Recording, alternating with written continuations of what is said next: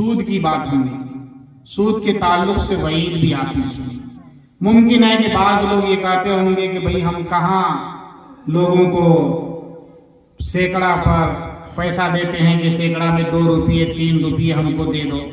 کچھ لوگ اس برائی میں بھی ملوث ہوں گے، لیکن ایک برائی کون کون کرتے اس کے لیے میں پوچھواؤں گا آپ سے، ہاتھ بھی اٹھواؤں گا۔ زمین سود بھرنا کتنے لوگ لگاتے ہیں یہ بتائیے؟ ارے زمین سود بھرنا لگاتے ہیں نا؟ بولیے نا ہاتھ اٹھا کر کے، تھوڑا ہم کو ہی پتا چلے کہاں واقعتاً یہ بیماری ہے یا میں اسے لٹپ مار رہا ہوں، ہے نا؟ زمین سود بھرنا، سود بھرنا دیکھ رہے ہیں؟ ارے لفظ پہ بھی غور کیا کیجیے آپ لوگ، سود بھرنا یعنی کہ سود بھر رہے ہیں۔ سود خوری تو ہو ہی گئی نا۔ شکل کیا کرتے ہیں؟ بھئی آپ کے پاس پیسے نہیں ہیں، آپ کے پاس زمین ہے تو آپ کسی پیسے والے سے کہتے ہیں کہ ہماری یہ زمین آپ بندھک رکھ لیجئے، گروی رکھ لیجئے اور آپ ہم کو اتنا پیسہ دے دیجئے۔ جب میں آپ کو یہ زمین لوٹا دوں گا تو وہ زمین، وہ پیسے آپ، جب یہ پیسے میں آپ کو دے دوں گا تو آپ زمین ہم کو واپس کر دیجئے۔ یہی نا شکل ہوتی ہے یا اور کوئی شکل آپ کے یہاں؟ حدیث شریف میں آتا ہے کل قرض جر نفعا فهو ربا، رواہ مسلم۔ مسلم شریف کی یہ روایت ہے جو قرآن کریم کے بعد تیسرے نمبر کی کتاب ہے۔ کل قرض جر نفعا فهو ربا، کہ ہر وہ قرض جو فائدہ پہنچائے وہ بیاض ہے، وہ سود ہے، وہ انٹرسٹ ہے۔ بھئی قرض آپ نے ہمیں 1 لاکھ روپیہ دیا اور آپ 2 سال تک وہ زمین کھائیے گا، فری میں کھا رہے ہیں نا؟ ارے بولیے نا، فری میں کھا رہے ہیں؟ 2 سال کے بعد آپ کو یہ 1 لاکھ روپیہ تو مل جائے گا نا؟ ارے ہاں بھی بولیے گا تب نہ پتا چلے گا، سمجھ بھی رہے نہیں، ورنہ میں اپنے بھاشا میں تقریر کروں گا۔ ہاں ایسا ہی نہ ہوتا ہے کہ زمین آپ نے لیا، 2 سال تک آپ زمین سے کھا رہے ہیں اور 2 سال کے بعد پیسہ آپ کو جتنا تھا اتنا واپس مل جاتا ہے۔ تو یہ 2 سال تک جو آپ نے اس زمین سے، چاہے جتنی بھی زمین آپ نے دی ہو، آپ کے یہاں کیا طریقہ ہے مجھے نہیں معلوم ہے کتنی زمین دیتے ہیں، مان کے چلیے کہ بھئی 10 کٹھا زمین آپ نے لی اور 1 لاکھ روپیہ آپ نے دے دیا۔ اس 10 کٹھا زمین سے 2 سال جو آپ پیداوار کریں گے، کتنے کی پیداوار ہوگی بتائیے؟ لم سم ایک اندازہ بتا دیجئے کہ ایک سیزن میں 10 کٹھا میں کتنے کی پیداوار ہوتی ہوگی؟ 10 من۔ اچھا 30 من۔ اچھا ہاں 10 کٹھا من۔ کتنے پیسے بنے اس کے یہ بتائیں؟ ایک سیزن میں اس زمین سے کتنا پیسہ کمایا؟ 10 کٹھا زمین سے ایک سیزن میں کتنا پیسہ آ جاتا ہوگا؟ ارے 20,000 روپے تو آتا ہوگا نا بھائی؟ ہم تھوڑا ہی مان لیتے ہیں 20,000 روپیہ آپ نے ایک سیزن میں کمایا۔ اگر 2 سیزن کی کھیتی آپ کرتے ہیں تو 2 سال میں 4 سیزن ہوئے نا؟ 4 سیزن میں آپ نے کتنا کما لیا؟ 80,000 روپے۔ یہ اسی 1 لاکھ پہ آپ نے کمایا نا؟ اسی 1 لاکھ کی وجہ سے آپ 80,000 کما رہے ہیں، اور اس کے بدلے میں جس کو آپ نے 1 لاکھ دیا تھا اس کو کیا ملا؟ کچھ ملا؟ کچھ بھی نہیں ملا۔ یہ سود نہیں ہے، بیاض نہیں ہے، تو کیا یہ 1 لاکھ قرض جو آپ نے دیا تھا اس سے آپ نے 80,000 کا فائدہ اٹھا لیا اور کہیں گے کہ بھئی ہم سود نہیں کھا رہے ہیں؟ یہ مکمل طریقے پر سود ہے۔ اپنے احوال کو بدلنے کی کوشش کیجئے۔ حرام کمائی سے جو اولاد پلے گی، بڑھے گی، وہ کبھی بھی آپ کا مطیع فرما بردار نہیں بن سکتی۔ میں نے کہا نا کہ اپنی کمائی کا جائزہ لیجئے، تو آپ کما رہے ہیں حرام، کما رہے ہیں سود، اور اپنی اولاد کو اسی سے پال رہے ہیں، تو ظاہر بات ہے کہ اس اولاد سے ہم اور آپ اطاعت و فرما برداری کی، حسن سلوک کی قطعاً امید نہ رکھیے، جو ہم نے بویا ہے وہی ہمیں کاٹنے کو ملے گا۔ ابھی ہم اور آپ نے کیا گیہوں اور مکئی لگایا نا، تو جب سیزن آئے گا کاٹنے کا تو کیا کاٹیے گا؟ گیہوں اور مکئی نا، یا کوئی اور چیز آپ کے یہاں بن جائے گی؟ نہیں ہو سکتا ہے یہاں لگاتے مکئی ہو اور اگ جاتا ہو کچھ اور؟ جی نہیں، مکئی ہوگا۔ اچھا، تو اگر ہم اور آپ نے اپنے پیٹ میں، اپنی اولاد کے پیٹ میں غذا غلط ڈالی ہے تو یقینی طور پر اولاد ہماری نالائق نکلے گی، مطیع و فرما بردار نہیں ہو سکتی ہے۔ ایک حدیث میں آتا ہے کہ وہ گوشت جو حرام کمائی سے بڑھا ہے اس گوشت کے لیے دوزخی بہتر ہے۔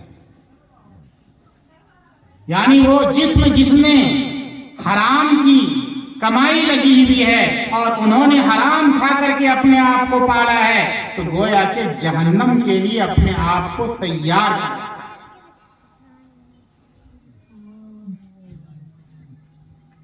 وہ مائیں،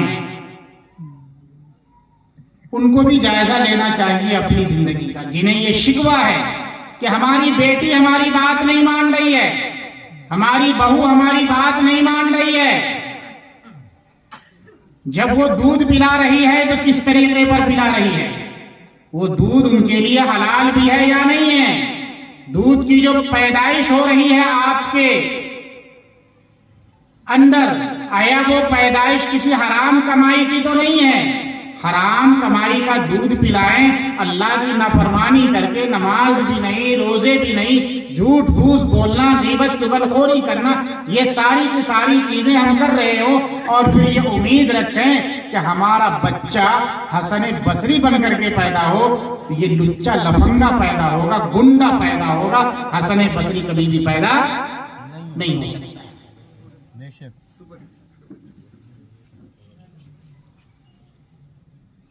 کن کن ناکامیوں کا ذکر کیا جائے،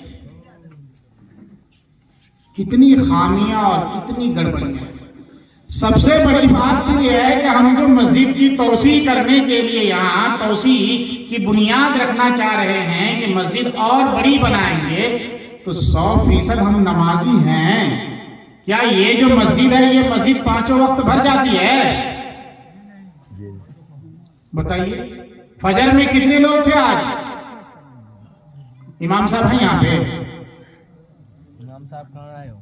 بلاوا ہوگا، سب کا پوسٹ مارٹم ہو جائے گا یہاں پر۔ یا امام صاحب بھی نہیں ہیں؟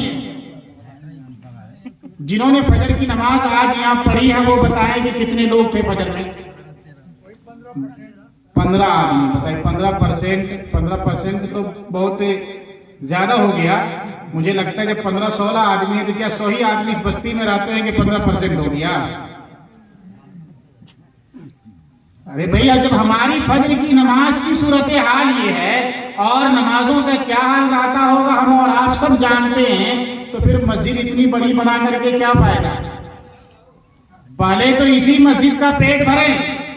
انما یعمر مساجد اللہ من آمن باللہ والیوم الآخر واقام الصلاۃ وآتى الزکاۃ ولم یخش الا اللہ، کہ تعمیر مسجد اصل ہوتی ہے مسجد کی آباد کاری سے، مسجد کا پیٹ بھرنے سے۔ مسجد بہترین بنا لیں، خوبصورت بنا لیں، اور اس کا پیٹ نہ بھر سکے، وقت پر اذان نہ ہو، اس کا جو مؤذن ہو، اس کے جو امام ہو، اگر ہم ان کی عزت نہ کریں، ان کا احترام نہ کریں، ان کو وہ قدر و منزلت کی نگاہ سے نہ دیکھیں جو ہونا چاہیے، انہیں ہم گھر کا ملازم سمجھ کر کے رکھیں، تو ظاہر بات ہے کہ ایسی مسجد بنانے سے کوئی فائدہ نہیں ہے۔ یہ مسجد آپ کے حق میں دعائیں نہیں دیں گی، بس دعا ہی دیا کریں گی۔ معزز سامعین، ایک ضروری اعلان سماعت فرمائے کہ ہمارے بیچ جناب حضرت مولانا مفتی سعد النجیب صاحب قاسمی احمد برکات الہیہ تشریف لا چکے ہیں۔ حضرت کی گفتگو ہونی ہے، اس کے بعد دعا ہو جائے گی، اس کے بعد ہم لوگ گھر چلے جائیں گے۔ اس لیے میں تمامی حضرات سے گزارش کرنا چاہتا ہوں کہ جو حضرات گھر کے اندر بیٹھے ہوئے ہیں وضو بنا کے برائے مہربانی پنڈال کے اندر آ جائیے، کم سے کم جلسہ کا سنے تو دعا میں تو شرکت کر لیجئے۔ اعلان کر دیا پہلے ہی نہ کریے کہ انٹرنیٹ چل گئی، ٹکٹ رکھے تھے، گاڑیاں چھوٹ گئی، سب کچھ ختم ہو گیا، اس لیے آ جائیے پنڈال کے اندر۔ وہ جو حضرات کھڑے تھوڑا سا اندر سمٹ کے آ جائیے۔ جی جی، تو آپ لوگ مسجد بڑی بنانا چاہتے ہیں،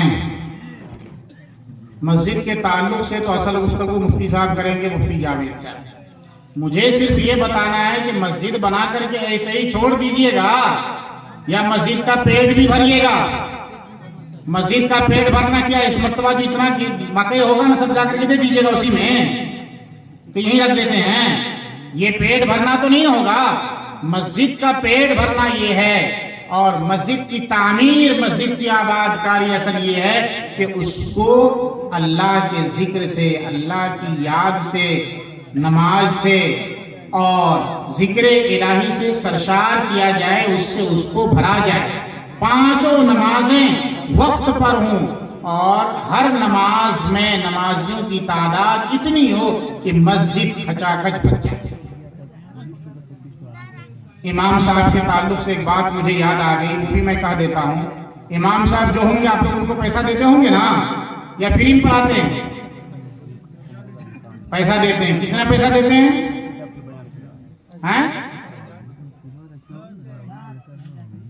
ٹوٹل کتنی تنخواہ دیتے ہیں ان کو؟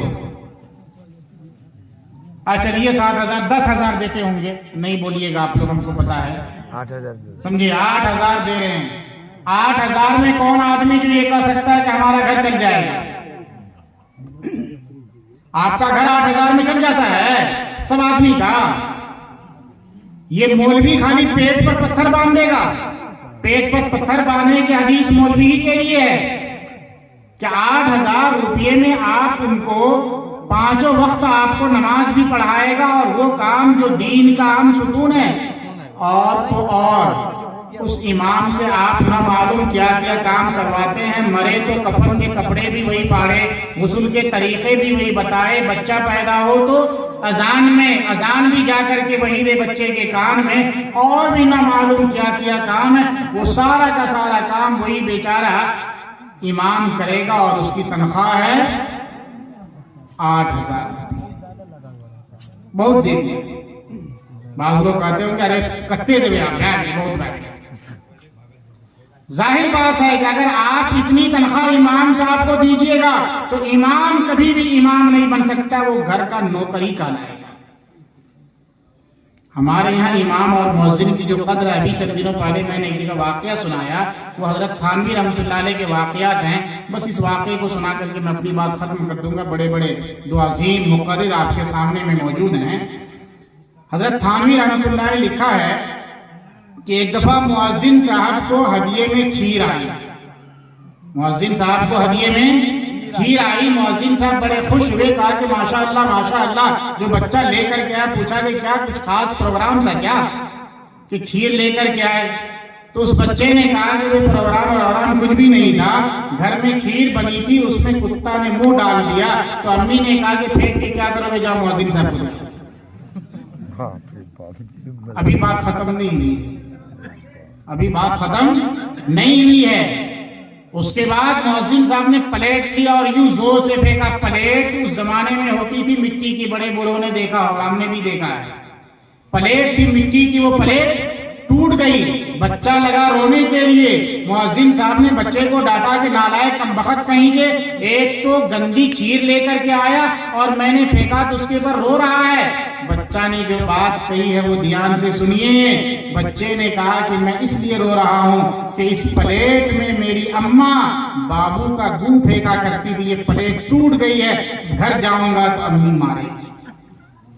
ارے سمجھا آپ نے؟ پلیٹ میں بچے کی لیٹرین پھینکی جاتی تھی، اور اس پلیٹ میں وہ گندی کھیر مؤذن کے لیے بھیجی جا رہی ہے۔ یہ ہے امام اور مؤذن کی قدر۔ جب ہم یہ کام کریں گے، کتا سے بھی بدتر ہم مؤذن کو سمجھیں گے، تو وہ مؤذن جن کے فضائل اگر آپ سن لیں گے تو ہم آپ میں سے ہر یہ چاہے گا کہ ہم مؤذن ہو جائیں۔ قیامت کے دن سب سے اونچی گردن مؤذن کی ہوگی۔ بے شک بے شک۔